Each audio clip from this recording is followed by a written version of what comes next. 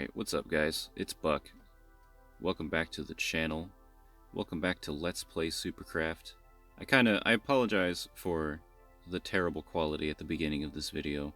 I promise it does get better, but my OBS decided it wanted to be the GIMP smear tool today instead, so I had to record several clips and mess with the quality settings. So I have the F3 info up on the screen because I need to be able to see my frame rate, because I've been churning the recording quality settings up, and it turns out it doesn't make as big of a difference to the performance as I thought it was gonna. So yeah, I'm starting another solo Let's Play series. But Buck, you've already done 2 other series you didn't finish. What happened to those? Why is this one any different? Alright, well, come on guys, 3rd time's a charm, right? And, you know, there's a couple of things that are different about this series compared to the other 2. The first difference is I'm gonna play with whatever I want in this series instead of actually with the Supercraft mod pack. You see, before this, whenever I would make a Let's Play video, it was because I was trying to make like a Let's Play series that was supplemental to what we were doing on our server, which we also were going to make videos about, but then I had to turn the server off. And like, it was supposed to be a little supplemental side thing where I showed off the stuff that was in our mod pack. In both cases, I actually stopped playing because we stopped using the mod pack and we started using a different one. So that's why I only got up to like 4 episodes of the 1.7 and only a couple of episodes of the 1.12, is just because by the time I got around to making a single player, we were already done with the mod pack.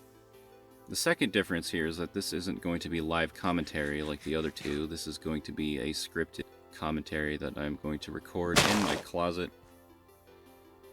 And then I'm just going to have some footage of Minecraft playing in the background, and I'm going to talk about whatever I want. You know, it'll probably be mostly Minecraft related and will probably be relevant to the stuff that we're doing as the group Supercraft. Myself, Whopper, Dravakirm, and Gabe.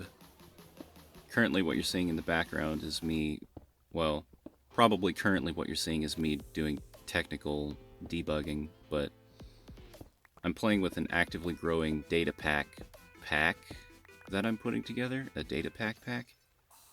Like a mod pack, but instead of mods, it's data packs. It's a datapack-pack. The core of this datapack-pack is a data pack called Mechanization, which is inspired apparently by the great tech mods of old, like Industrial Craft 2 and Thermal Expansion, you know the type. Some of the greatest mods ever made for Minecraft, probably ever made for any video game ever. Like, probably some of the most influential mods in the history of modding.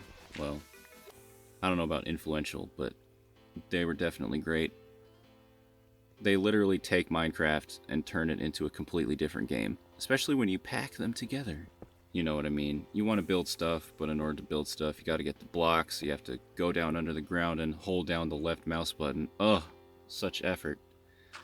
Until you have enough blocks, and then you go put like 64 stacks in your furnaces, and then you wait an hour for them to be done, and then you go back outside for the first time in days, and it's nighttime as usual, and then you get to build like 1 wall. So yeah, having mods makes it so that you can just build machines to do all that for you, which I like a lot more than, you know, Clash of Clans Gold Mine Simulator. I can just focus on building the things I want to build. There's a very robust progression from the beginning to the late game, which makes it feel like more of a worthwhile grind for the tech tree. To be fair, Minecraft has gotten better since back when I used to play vanilla, and I am definitely going to try out some of this new stuff that they've added since I played last. I'm playing the 1.15.1 update at the moment, but yeah, I'm definitely excited to see how overpowered I can get with some of this mechanization stuff. Real quick, I'm just going to pull up the mechanization wiki and see what kind of stuff we have to work with here. There's no not enough items, or just enough items, or too many items, or whatever data pack, so Only way you're figuring out crafting recipes is to look at the wiki. So, yeah, so I want to take a look at how the power system works, because that's the thing that is the most confusing to me at the moment. So it has generators and batteries, but everything is wireless. There's no cables. And the way you're supposed to do it is you're supposed to link batteries and machines and generators together into a power network.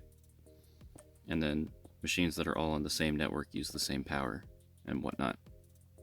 Mechanization actually also has a book. Like, whenever you craft a mechanization thing, it gives you a mechanics workbook or something like that. Yeah, it adds new ores, so it adds copper, it adds tin, titanium, and uranium, and there's also an alloy furnace, so you can make alloys. You have to make a machine crafter to craft any of the stuff, and it comes with like a wrench and a multimeter, which work exactly the same way as you would expect them to in IC2 and thermal expansion, which is great. Yeah, so you start by making a furnace generator and a tier 1 battery. So let me real quick look at what the batteries do. So the batteries are the core of the energy grid system, serving not only as a way to store energy, but also as the energy transmitters. Batteries serve as the relay between the generators and the machines. Okay, so it kinda, well, it looks like it works the same way. So they store power in kilojoules, and they transfer it in kilowatts, which is confusing. I'll have to check what that actually means. There's a quantum battery, which shares its power with all other quantum batteries on the same network. That's interesting. So you can have like a linked clone battery, like an ender chest battery. And they keep their energy when they are broken with a wrench. But yeah, they apparently store it. So the generators generate it, the batteries store it, and the batteries serve it to the machines. And they consume it at a fixed rate, I assume. Let's go to furnace generator.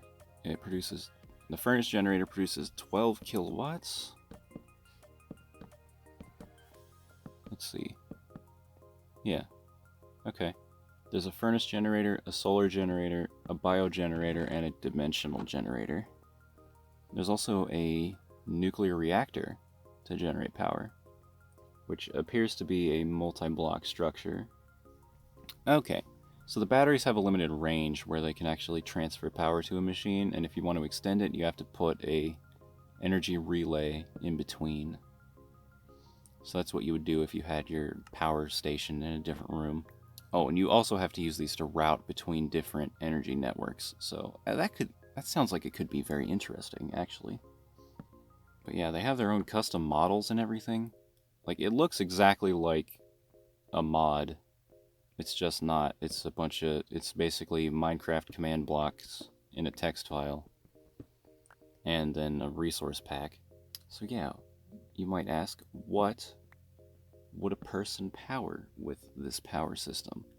Well, it looks like we've got ourselves an electric furnace and a grinder, which are pretty much standard for industry mods. So the grinder takes and it makes ores into 2 dusts, and you can then smelt them, so you can double the amount of ingots you get per ore. Maybe. Is that? Oh, okay. You actually have to upgrade it first, though, in order to get 2 dusts per ore. So you need a machine upgrade. And then with an ender upgrade, you get 3 times output, which is cool. I assume the electric furnace is just a furnace, but not coal-powered. Yeah, and you can upgrade it to be... You can upgrade it with a nether upgrade to smelt in 1 second. It requires times 10 the power, though. Otherwise, you can have it smelt in 5 seconds, which doesn't require times 10 power. Yes, there's a block breaker, a tree feller, a growth accelerator, which I assume that means plant growth accelerator. There's a quarry, which I have looked at a bit already. You set the boundary with the fences and it auto mines for you, so that's amazing. Absolutely necessary. There's an auto farm, an auto fisher. Okay, There's a mob grinder, there's a super piston, lava fabricator. Ooh. Make free lava. Not free, but you know what I mean. There's spawner controllers and spawner movers. So you can make mob grinders pretty easy. You know, in addition to the mob grinder machine, which I assume is the one that does the killing. There's a teleporter, there's a disenchanter, so you can take enchantments off of stuff, I guess. How does that work? Disenchanter will remove enchants off an item and put it onto a book, and it requires lapis to operate. Yeah, okay, so that's good, that's good. There is a chunk loader, I may have already said that. Chunk loaders would be necessary for the quarry. And yeah, there's a cool nuclear reactor where, like, it's got the whole package too. Like, I'm guessing it's a multi-block nuclear reactor, and then there's a steam turbine, so you can take and make steam and get tons of power out of it that way.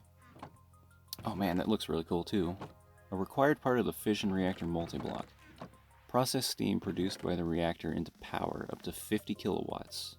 Oh, okay, never mind, actually. So this works like the atomic science fission reactor, where you have it make steam, and then you put a ton of steam turbines on top, and they make 50 kilowatts each. Is that per tick or per second? That's kind of a important detail. Or is that what kilowatts means? Does that mean per second?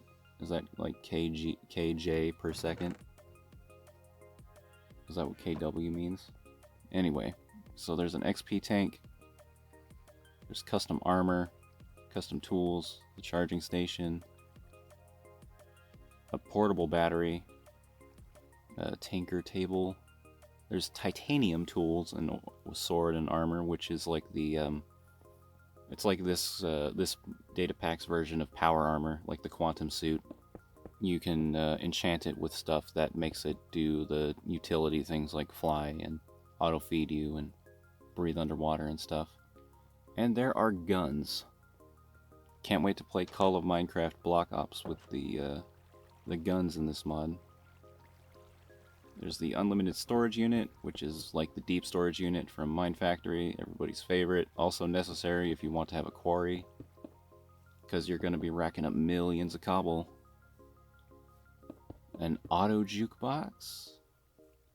I'm curious. There's auto crafting, which I assume works like the cyclic assembler, where you put a blueprint in it and it automatically crafts it if it has the ingredients, as opposed to like the applied energistics auto crafting.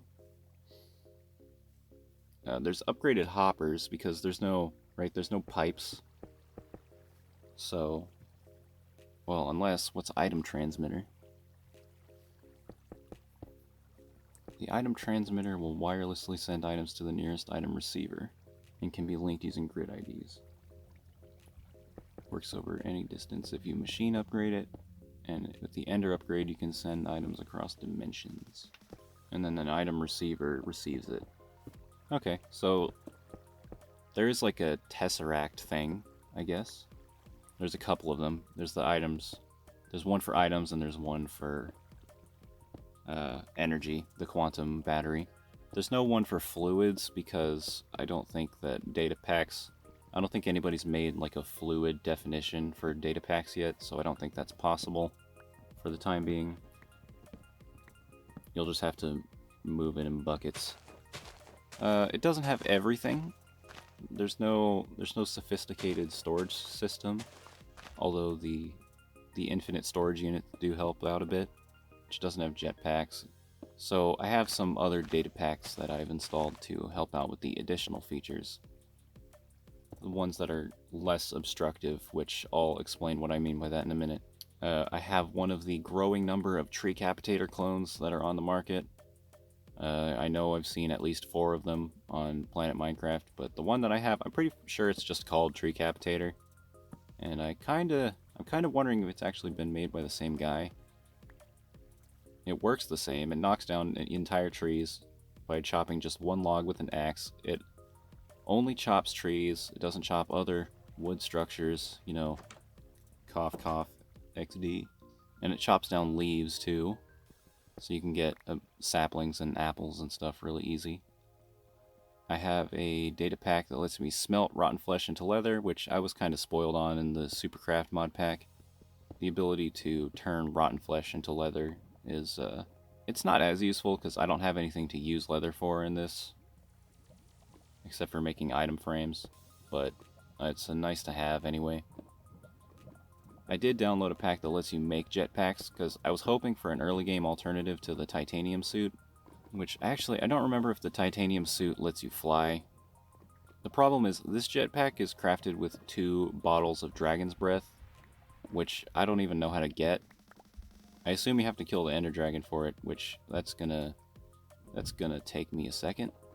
My vanilla boss slaying skills are about equivalent to Samwise Gamgee, so I know my limits. I'm probably gonna have titanium by the time I even think about challenging the ender dragon. I have a pack for setting homes, so I have the set home and go home triggers now that apparently work cross dimensions. And then lastly, I have a pack that adds a custom enchantment where you throw an iron or a diamond pick and a block of lapis on an enchantment table, and it takes 10 XP levels from you, and it gives the pick the ability to mine an entire vein of ore at once. The pack, like the file, is called Mineral Massacre, but that's not the name that I searched for to get it on Planet Minecraft, so it wasn't called that. Actually, I didn't search for it. It showed up in like one of the top mod listings, but that's not what it was called. I think it was just called like Mine Ore Veins or something, but the file is called Mineral Massacre, so I am going to try to add more data packs to this data pack. The problem is, if the packs are complex and they depend on resource packs, then they tend to overwrite each other's textures and everything looks weird. So they do work the same. Like, I had an additional gun mod that I got that overwrote some of the mechanization stuff, but the guns still worked. They just, the textures didn't work. They looked like carrots on a stick, like they are supposed to be.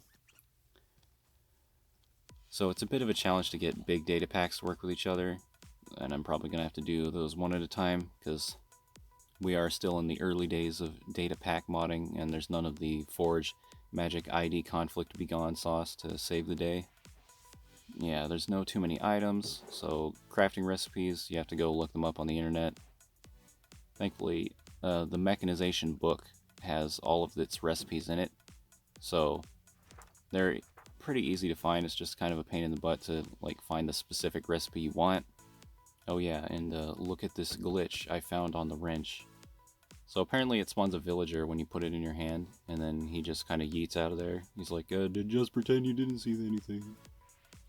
So yeah, hopefully I can get a video like this out once a week. So I'm recording this on Monday, and I don't know how long it's going to take to edit. Hopefully not as long as the live commentary. Live commentaries took me eons to edit, so I'm not going to do that anymore. So whenever it comes out, I'll try to have a video every week on that day. If you like this video, make sure to like, comment, and subscribe. I'll see you all in the next one.